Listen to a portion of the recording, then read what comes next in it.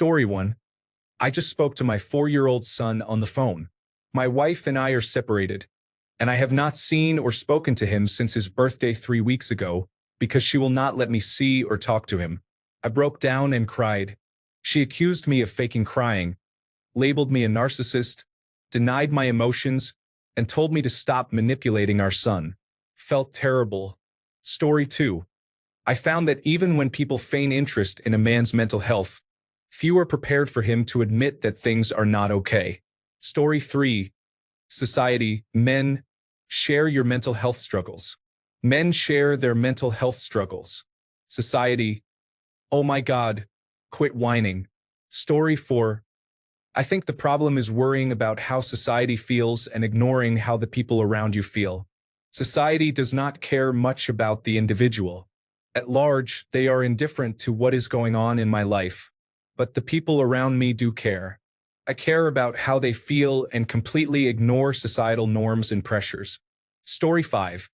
If you hear phrases like, living the dream, another day, or fantastic, just know that he is either hoping for a stroke when he goes to bed or has thought about tasting buckshot. Story 6.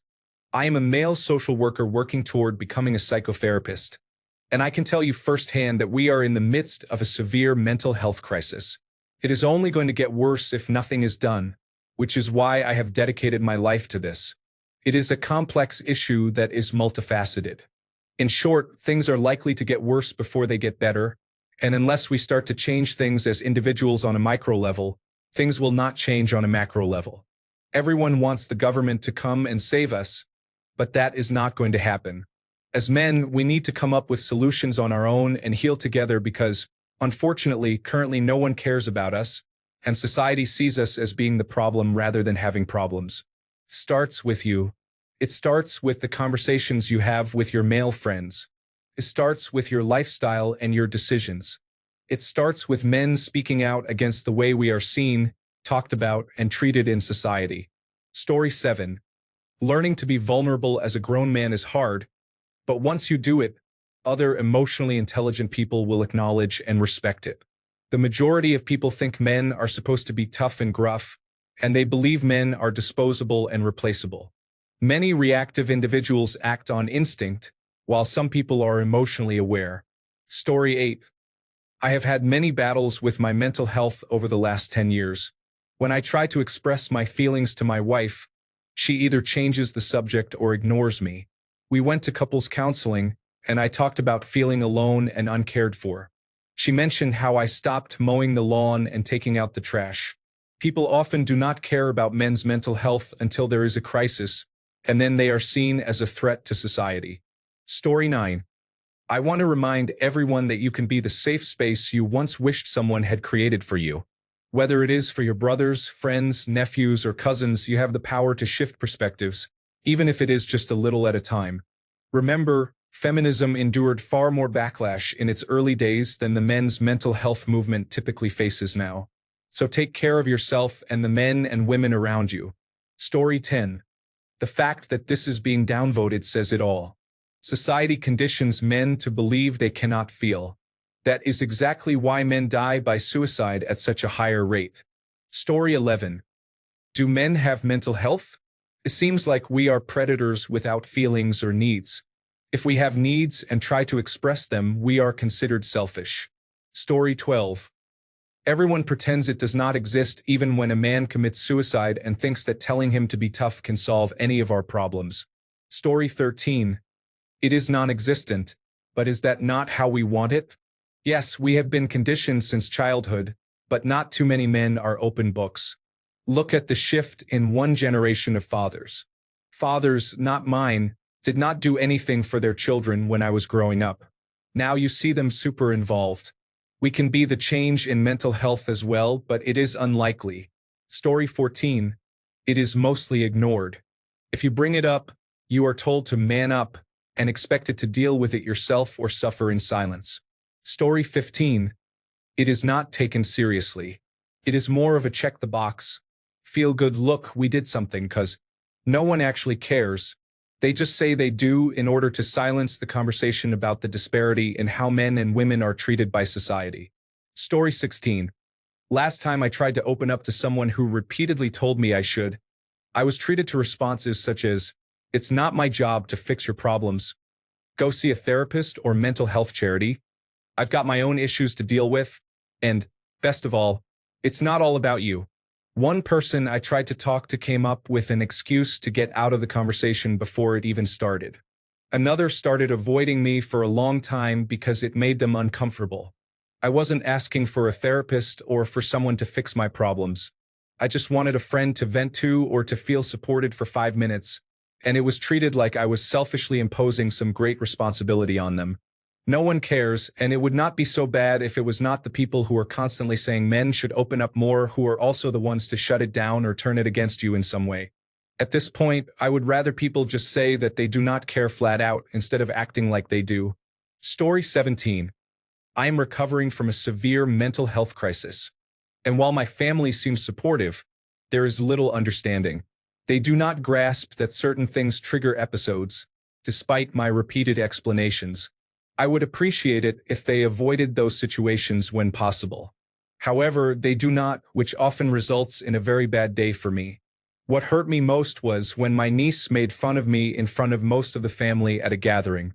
I get nervous in large groups, but I have learned to manage it better. My niece loudly told me that it was safe to come out of hiding because most people had left the gathering. I have not forgotten that. Story 18. One of the biggest problems with tackling men's mental health is that we need to move toward teaching men that seeking mental health treatment is not feminine but human. There is too much correlation between therapy and femininity, which prevents men from seeing that they are not necessarily seeking therapy to connect with their feminine side. Instead, they are seeking therapy to connect with their entire human side, mental, emotional, and physical. Story 19. I was looking for something related to mental health, and the first search was all specific to women. So I added for a man. This time, results for women were about 4-to-1 compared to men. Is it getting better? Yes, a little. But this is one of those few serious issues where men really are at a disadvantage. Story 20. We are so off the rails it is a miracle we have not started to purge each other. For starters, older men do not listen to the problems of men in the generations below them. Young men are not being taught basic things like hygiene or, more seriously, what a healthy sex life is. Society is upset that many men are refusing to date but also destroys the dating scene with poor infrastructure. It is a cycle of failure, and I could honestly go on and on. And someone give me some credit for not using curse words because I get pretty heated thinking about this kind of thing. Story 21. My perspective is that individuals who complain about toxic masculinity and the phrase "man up" tend to be the same ones who tell men to stop whining because others have it worse. They dismiss men's issues as just hurt feelings to downplay them. They do not realize they are part of the problem by enforcing their own version of "man up" and shaming men for opening up. Mental health is more than just hurt feelings. Many men have experienced trauma that has shaped them positively and negatively. Poor mental health is a symptom of this. When these feelings lead men to suicide or unhealthy addictions like alcohol and drugs, it becomes a serious problem. I have met people who have lost loved ones to suicide and drug addiction, which is a painful reality. Women have issues too. They face horrible challenges and deserve help. However, just because women may have worse outcomes does not mean men's issues should be ignored or minimized. We should strive to support both women and men. Why choose one side when we can do good for everyone? Story 22. Find a community of like-minded men and share. This is the only route that is affordable and may help. Story 23. It is a multifaceted problem that desperately needs to be addressed, but it seems that the men who yell the loudest about it do not actually want it addressed and will actively fight against attempts to do so. Universal healthcare with a strong focus on mental health services is the most important step we could take to improve men's mental health. That means voting. Story 24. Do not expect a helping hand. People would rather guilt you with what's wrong with you, or why are you like this, than try to help. They do not even realize it. Also, if we bring up our problems, they are often belittled or compared to women's problems, etc. It is the classic situation where if a man and woman are both unhappy, It is up to the man to make concessions and compromises, not the reverse. Story 25. I am not convinced that mental health is gender-specific. Generally, I think mental health is treated as well as it has ever been. All kinds of medications and treatments are available that did not exist very long ago. Obviously, it could be better, but things are improving. Story 26. It is treated like mental health has always been treated. It is your own problem. Sink or swim. The corporate patriarchal leaders do not care which option people choose. Either make them money or commit suicide. You could say I think men's mental health is ignored by society, but frankly, I do not think women's mental health is treated much better either. Story 27. I am a psychologist by training. I recently went through an acute psychological situation and sought out a therapist. I tried 2 different psychologists. They both listened for 1 session, then suggested that we would only need to meet as needed. I had not overcome anything. I just had on my "I will get through it" face and soldiered on. I now believe there are a lot of ineffective therapists out there. Story 28. These are specific, but they bother me a lot.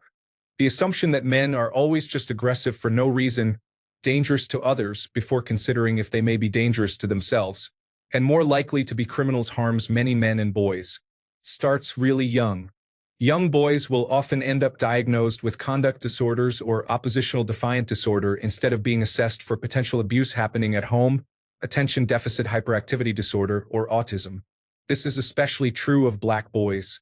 Anytime I talk about boys and men being treated like criminals, keep in mind that it is tenfold if you are black. This is also an American perspective. 95% of victims of police brutality are male. Roughly 1 in 5 of those men were experiencing a mental health crisis at the time of their death.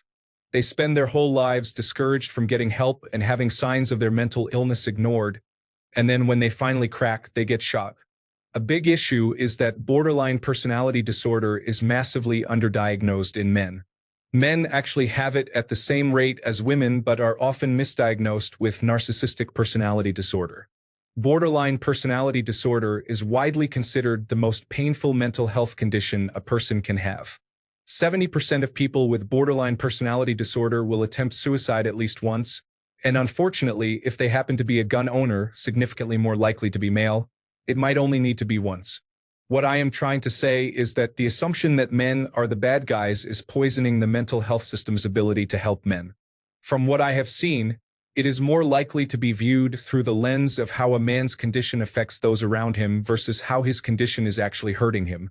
Story 29. Men's problems are treated like a personal failing or a character flaw, as if they did not try hard enough or are bad people. Women can receive this treatment too, but with men it is almost universal.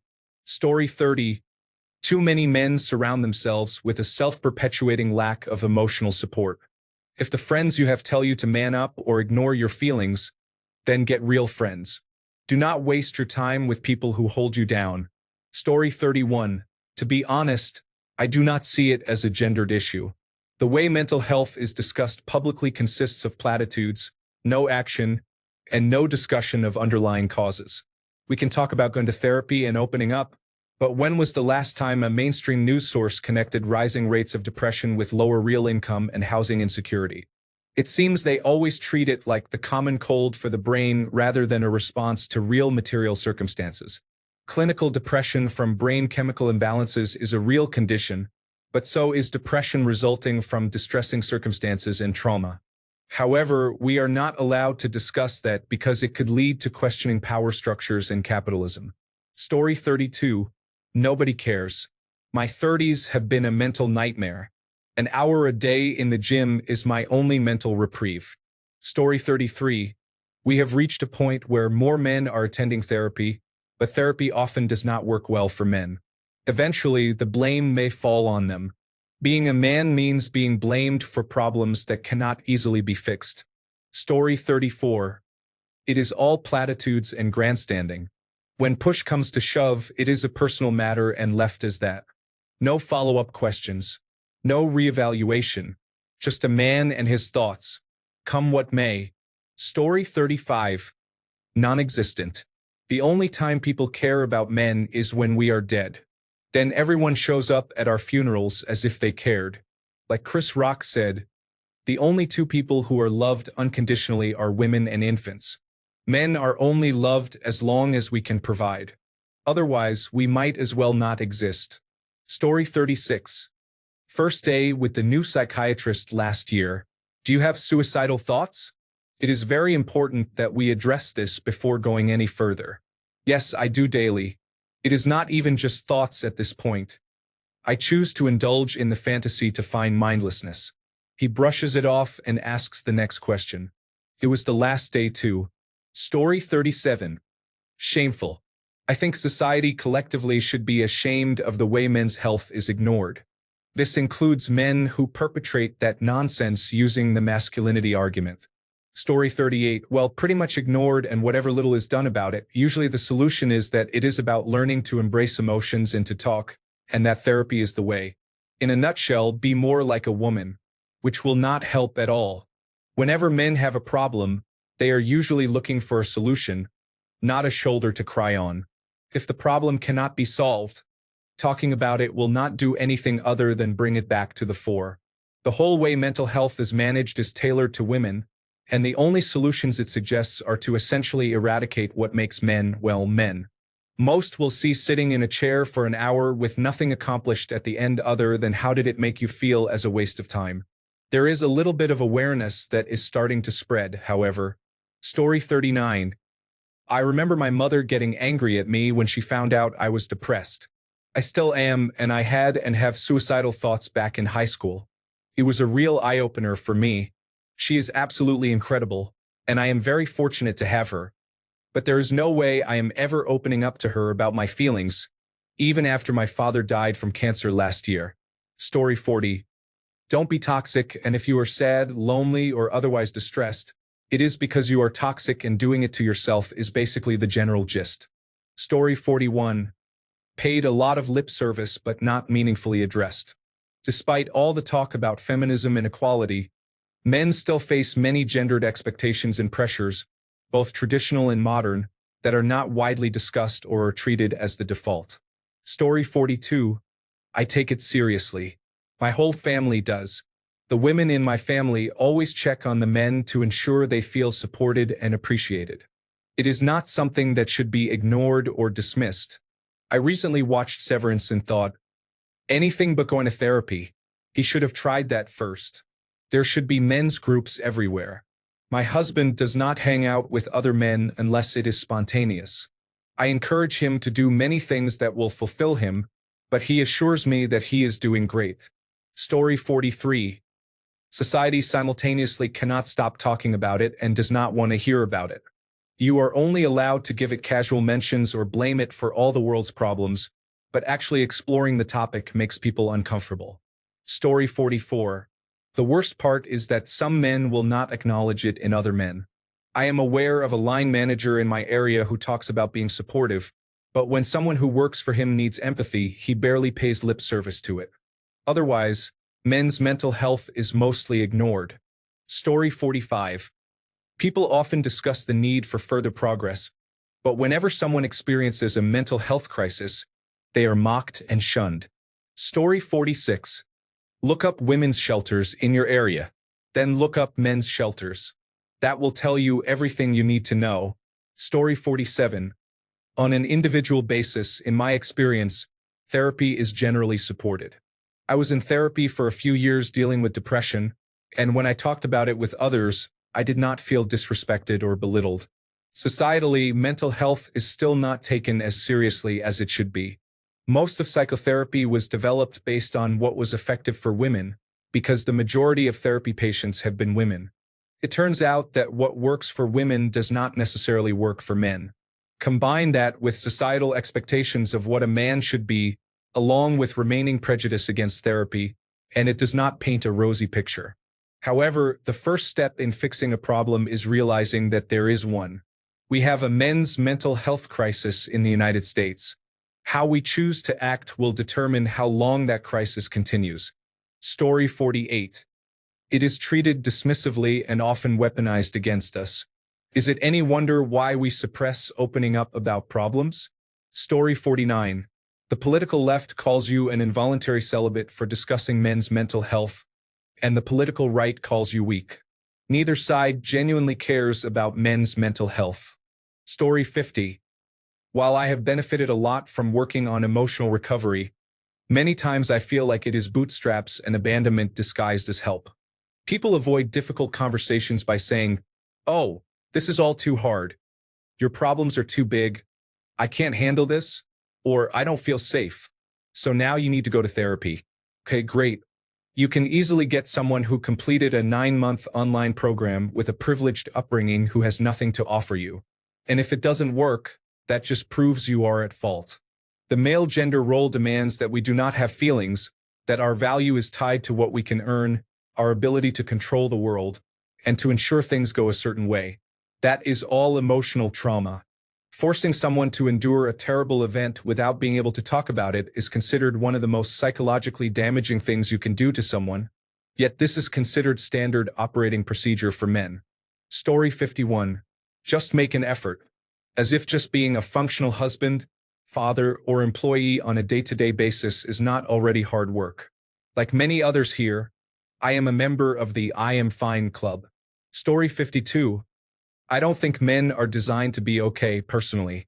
We evolved to be kind of flawed, unsatisfied, frustrated with the current state of affairs, occasionally obsessed, cycles of depression and high energy, whatever. If you consider the fact that we spent 95% of our species' existence as hunter-gatherers and nomads, it's easy to see how all of those things could give a group a competitive advantage. Frankly, if we had evolved to be happy and content with our lot, we never would have moved beyond that hunter-gatherer stage, and we probably would have faded into extinction by now. I think the fact that we see all these things as mental health issues now is largely a product of the fact that our society has developed in such a way that any mental state other than happy and content is seen as a disease. We have to put a diagnosis on these things. I feel like most of these things used to be seen as just the way men are. I also don't really believe there is a men's mental health crisis going on right now. It's like looking up at the night sky for the first time and seeing stars, and deciding those points of light must be a new phenomenon. We never paid much attention to men's mental health before. The fact that a lot of men are flawed doesn't mean this is a crisis. I think it's more consistent with the evidence to assume men have always been pretty flawed. None of this is intended to dismiss the focus at all.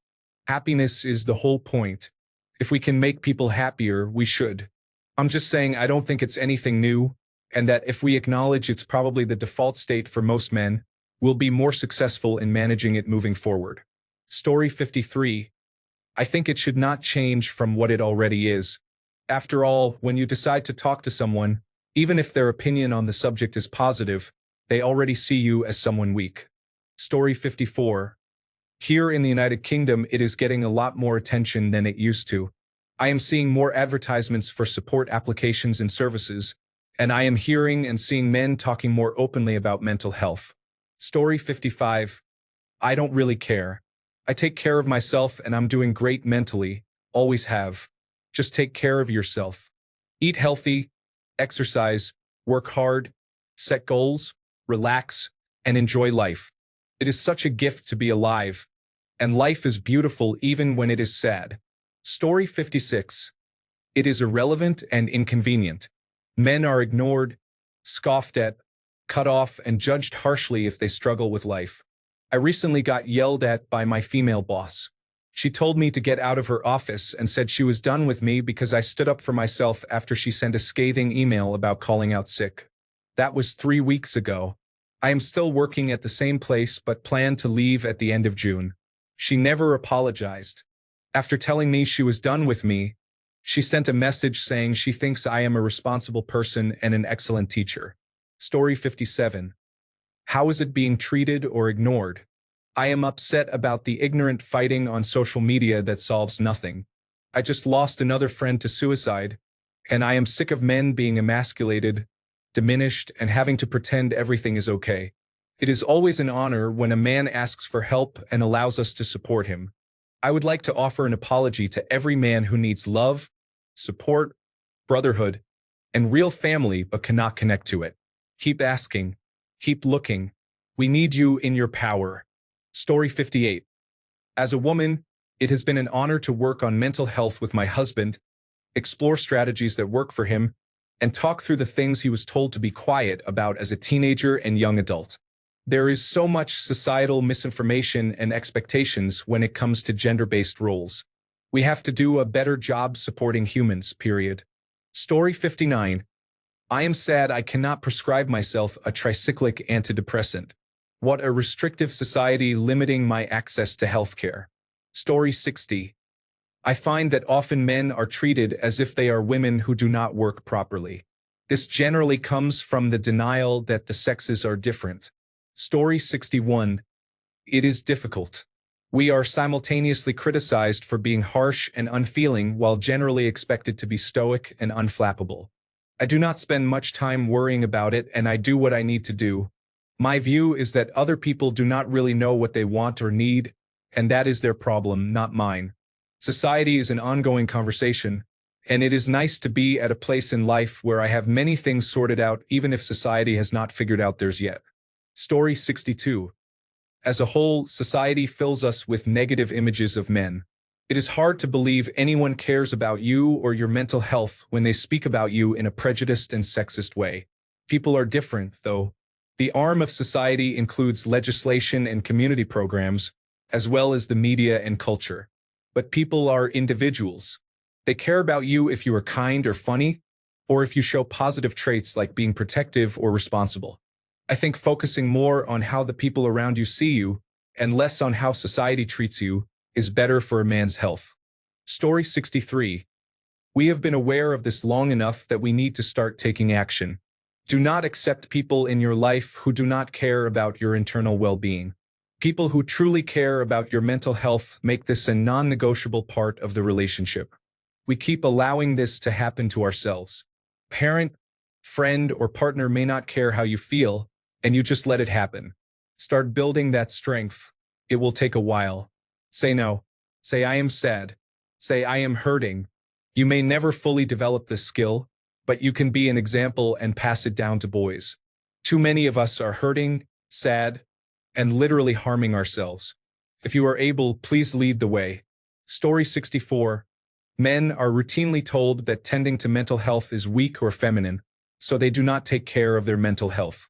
Stop telling me I am supposed to pity men who are that foolish. Story 65. There is value in both traditional and modern approaches. People often dismiss important aspects too quickly. Just because you need to be vulnerable sometimes and communicate more does not mean there is no value in being strong most of the time. Story 66. Your mental health problems, such as trauma, depression, and anxiety, are not your fault, but they are your responsibility. You have to take charge of yourself. No one is going to do it for you. Even if you are seeing a doctor or therapist, you are ultimately in control. They are resources that you can use along with healthy lifestyle changes. However, if you do not take the initiative and maintain it throughout the process, your treatment will not be effective. Story 67. Most of it comes because we do not talk about saying I am not doing well. It is hard, especially for men and sometimes women, to talk about how they feel. Many times, it is, suck it up, be a man, or oh look, another one with depression, what a weak generation. Story 68. I'm with all the other guys who commented. We just get called cowards, told to man up, or don't be a jerk. Story 69. As one person alluded to, people say they care, but when it comes to actually showing they care, it falls flat. I have had numerous friends open up to me, but the proverbial shoulder is never reciprocated. Most recent example, she asked how I was. I said not good with more detail. Her reply was, you should get therapy. I thought she would be more helpful, considering she had cried on my shoulder a few times. It is what it is, I guess. Radical acceptance is what I have left. Story 70. I was called a baby and unmanly by teachers growing up. My family also disapproves of me expressing my feelings. Story 71. It is a joke. No one cares about our mental health. We know exactly how women treat us when we open up and share even a little of our baggage. Story 72. I have bipolar disorder. I was diagnosed at 19. I am in my 40s now. The majority of people do not care. Most of those who do only care because there is an issue with your functioning. There is a small percentage who truly care and want to help, but they are mostly powerless to do so. If you are having a hard time, keep the details to the woman in your life to a minimum. It reflects on your functioning. Aside from my ex-wife, I have never had a relationship survive past my first major episode while they were around. They will tell you they care and that you can tell them anything, but you will be sowing the seeds of your own destruction. That probably sounds bitter, but I do not blame them. I would not want to endure it either. Unless you suffer from serious mental illness, it is best to keep your mouth shut. See a therapist or a doctor if you need to, but do not say anything that interferes with your functioning. You will regret it. That is my perspective after a lifetime of dealing with mental health. Story 73. I own a medium-sized therapy practice, and the number of men who inquire but drop out before completing 3 sessions is incredibly high. Story 74. Imagine a woman going through severe postpartum depression, barely functional and on the verge of suicide. Those around her see she is suffering, drowning, unable to help herself, a danger to herself and others. Everyone from her co-workers and friends starts avoiding her. Her family accuses her of abandoning her children and responsibilities, calling her lazy and selfish, and saying she is not a real mother. The people who care about her most aggressively implore her to go to therapy, but that is the extent of their effort. All the while, no one steps in to take care of the children. If someone does take care of them for a day, they make sure to tell her that they are more of a mother to her children than she is. Everything is falling apart around her, and the weight of responsibility and guilt is crushing her because she sees her children suffer as well. She continues, but her existence is misery, and she feels ending her life is inevitable. Maybe she manages to find the energy and clarity amid the constant demands from others for her time and resources to research therapists, make an appointment, and drive herself to the session. The slightest bit of hope is rewarded with paid professional advice. Have you thought about anyone besides yourself this whole time? Your children need you, your family needs you. You need to find whatever strength you can and be the mother your children deserve, because everyone depends on you. Story 75. Only of concern when nobody else says, but I am in trouble too. As soon as someone says that, men are pushed to the side. Story 76. It is one of those things that everyone says is really bad and needs to be changed to help save lives. Then, in the same breath, we get laughed at for speaking about mental health struggles. When I was depressed, more depressed than I am now, I was given phone numbers to call, but most of them did not deal with male mental health. There needs to be much more done for men's mental health. Story 77. I think lately, at least in my life, it has changed for the better as many people, especially in my work industry, are starting to promote therapy and checking in on their brothers. We work from home for upwards of 20 to 40 days at a time, and I have known of 4 suicides so far during my time working. At least once or twice during those days, our morning meeting focuses on mental health and ensuring that each of us is okay. If we are not, we can call a helpline or speak to a therapist who comes to our camp. Ever since I started talking about my feelings and stresses, my life and relationships have greatly improved. I wish other men would do the same. Story 78. In the United Kingdom, there have been some efforts to improve things, but they are based on the image of a person who is successful but experiences mild anxiety or depression, not someone whose life is heavily impacted. Those with serious issues such as drug addiction and alcoholism tend to be overlooked. Story 79. I feel like the world looks at men the same way someone who wants a dog but does not want to take care of it does. Story 80. It is awful, the stigma and the expectations. Not everyone is perfectly adjusted, physically and mentally stable, or capable of dealing with ever-growing demands with less and less payoff. The suicide rates among men should be alarming as proof. In every demographic, cultural group, and age range, men always have the highest rates. Story 81. Gotten better. There needs to be a more concerted effort to tackle male loneliness. The resources for mental health are available, although flawed, but women and even some men do not understand how big of an epidemic male loneliness is. We need to encourage men to reach out for help and for socializing in general. In addition, we need to encourage everybody to maintain their relationships. Story 82. It is something people pretend to encourage discussion of, but in reality, it is self-aggrandizing moral posturing and nothing more. Nobody cares, and they never will. I prefer people who are at the very least honest about the fact. Story 83. There are women like me building content, supporting and coaching others. My business, Trilogy of Man Wellness, only focuses on men's health. We are out there loving and advocating for change. I am trying to support us by following our social media, taking the courses, and receiving the emailed content. Help us grow. Story 84. Absolute garbage by employers. Things I've seen are unbelievable. I witnessed a large employer lose a landmark discrimination case that became historic in its size and scope. Since then, the employer hangs hundreds of posters about anti-discrimination on every available piece of wall space, constantly bombards employees with respectful workplace policy reminders, and does the same specifically for mental health awareness. What really struck me recently is that someone at headquarters came up with the idea of a mental wellness cart, a cart pushed around to different areas with healthy granola bars and drinks. It's as if PTSD could be cured that easily. Meanwhile, on the same day, management disregards an employee with years of documented PTSD from multiple respected doctors because his workplace disability restrictions slightly inconvenience them. They threaten termination, make blatant comments violating human rights codes, and retaliate when he takes formal action.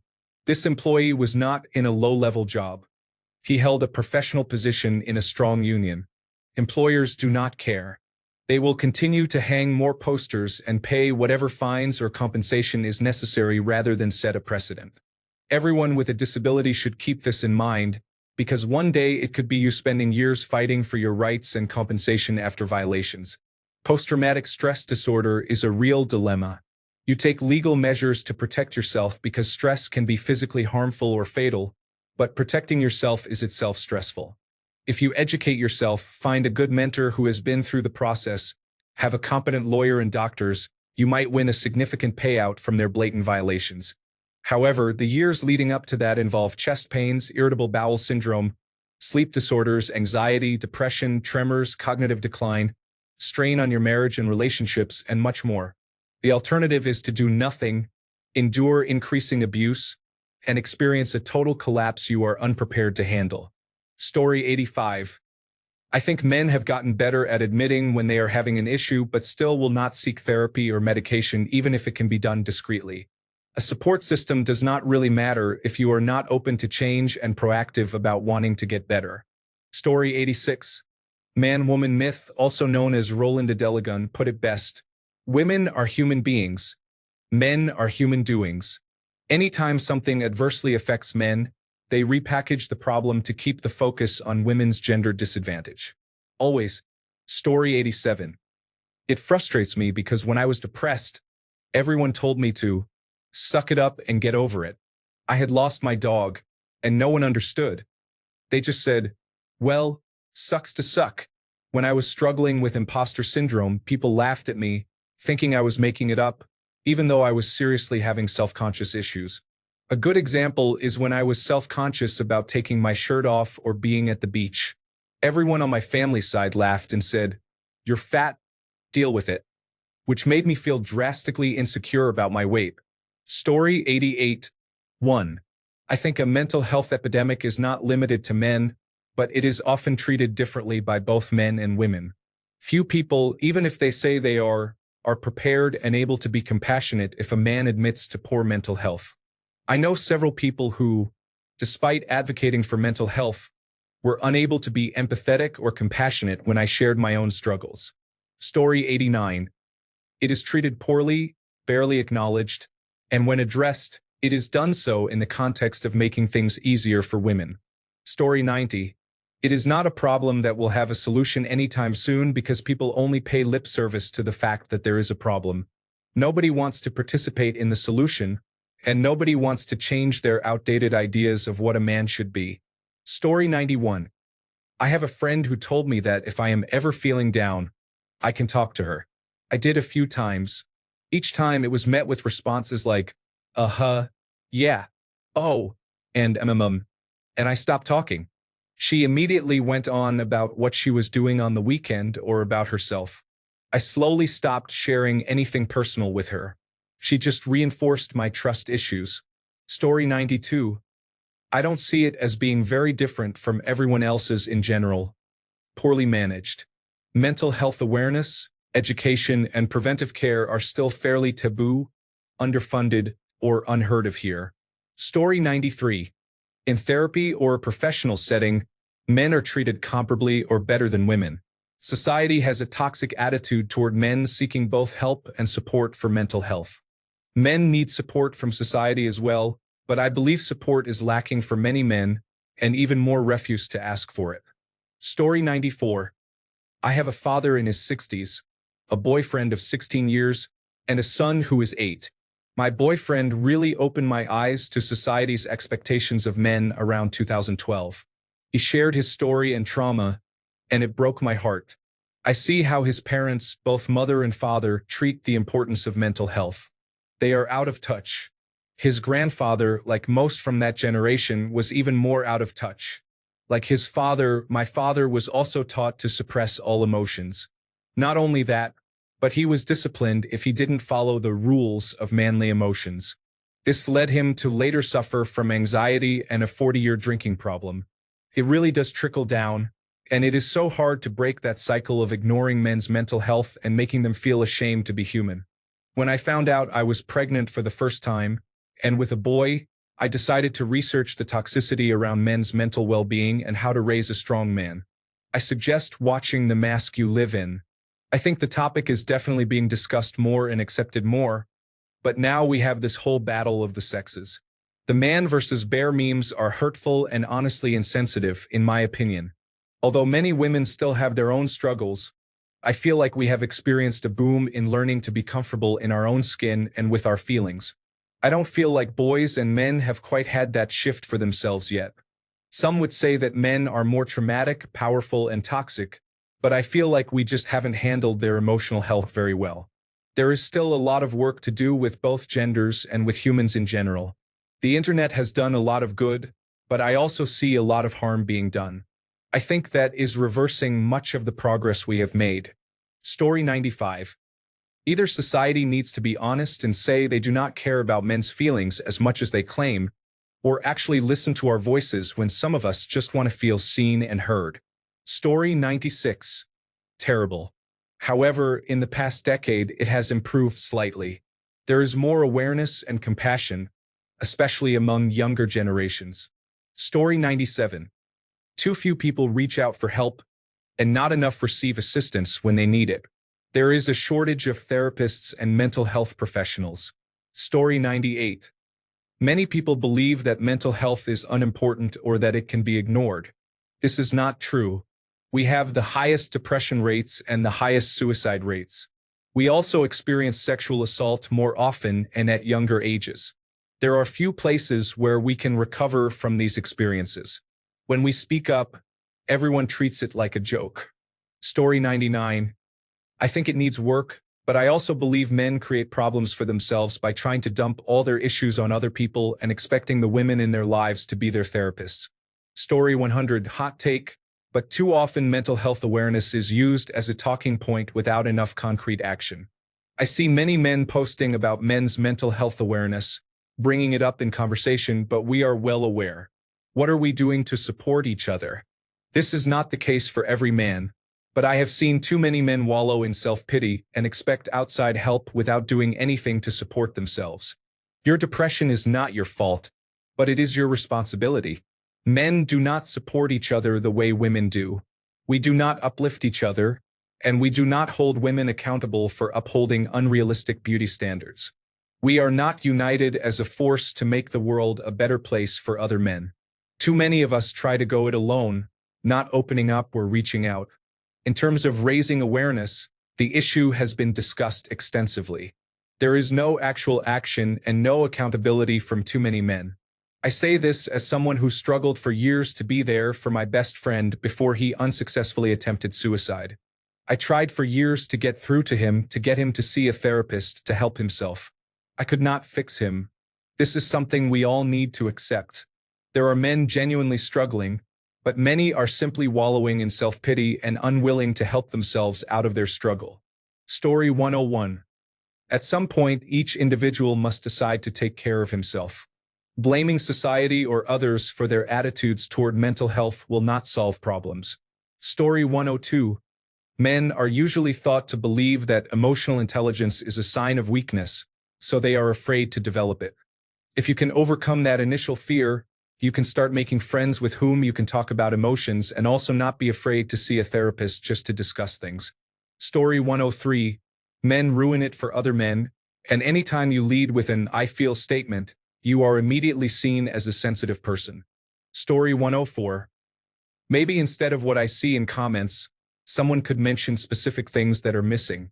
At least a man can go to a doctor with complaints about mental health, and I know many who were prescribed medication. What can men not do? Story 105. If they want to help men with their mental health, they want to help in a way a woman would want. Example. I have been having problems with feeling left out. That is my fault since my friends have been telling me to get the thing they have so we can all participate together. But I do not want to. The advice given was to talk about it with them and tell them you are feeling left out. But that is not their problem. They have already offered solutions. Just telling them you are feeling left out would only make them feel guilty, and I would still be left out. This would probably work for women, but not for men. This is for you. Yes, you, woman about to respond to this. This is in general. This is not about your specific situation where it is the exact opposite. In general, discussing your feelings just to validate or express them does not benefit men in the way it benefits women. Can it be different? Yes, it can, but usually it is not. Story 106. Men still tear down other men or try to present an incredibly limited view of masculinity. Women are tired of being emotionally supportive all the time. Boys are not taught emotional intelligence or to both have and respect boundaries. It is not great for everyone. In short, men's mental illness is serious, and society is not helping. Story 107. I think mental health is not taken seriously. Also, in order to receive mental health support, you have to ask for it. It does not just land on your lap. There are many options available, from in-person services to online telehealth. I suggest researching and following through with it. Story 108. I had this conversation with my therapist after my breakup. I said I wanted to incorporate the more emotional aspects, often considered feminine, into my logical, problem-solving, often considered masculine life. She replied that a lot of men are ridiculed by society and even by women. It is hard. Story 109. From what I have seen and from reading these comments, it feels like men are sitting around waiting for someone to come save them, for society to take our mental health seriously. We are society, the men in this thread. It is us. I have had no problems accessing a therapist, books, podcasts, medication, and resources. Nobody has told me no. Nobody has ever stopped me from exercising, picking up a hobby, eating healthy, cutting out alcohol, or forging a new friendship. If the men around you are criticizing you, making fun of you, telling you to suck it up, then you need to do your part in educating those people and then ostracizing them if they refuse to change. If you are interacting with a woman and she is dismissing your mental health issues, you do the same. We need to be the ones to elevate the standard, not sit in the dark and point to some vague group of oppressors. You need to be brave enough to open up, be honest, seek and use resources, and make choices for yourself that promote positive mental health. You also need to support men around you by being welcoming, open, empathetic, and inclusive to people. Stop sitting in your dark room alone all day playing video games and drinking and wondering why you are so sad. Mental health is our individual and collective responsibility if we are trying to help men as a group. Just as women look to blame men for unrealistic beauty standards they actually impose on themselves, we cannot blame women or society if we are criticizing and mocking each other, not checking in on each other, excluding each other, and taking no action to help ourselves. All of us have many resources at our fingertips. We just have to choose to use them. Thanks a bunch for sticking around till the end of the video. Remember to subscribe, and until next time, stay awesome and goodbye.